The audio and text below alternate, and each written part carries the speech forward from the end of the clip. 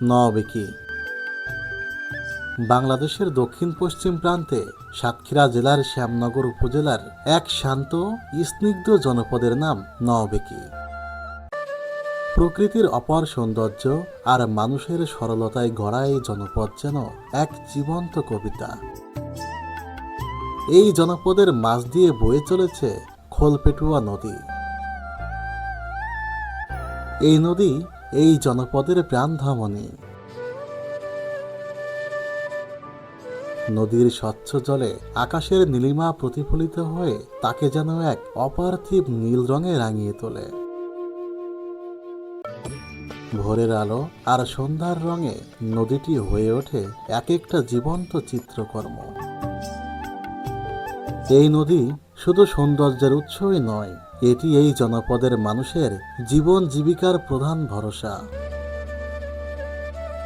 কেউ নদীতে জাল ফেলে মাছ ধরে, কেউ আবার খেয়া নৌকা চালিয়ে মানুষ পারাপার করে জীবিকা নির্বাহ করে।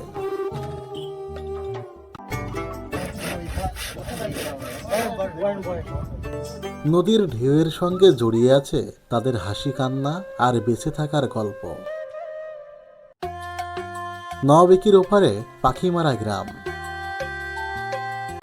সবুজে ঘেরা শান্ত এক জনপদ।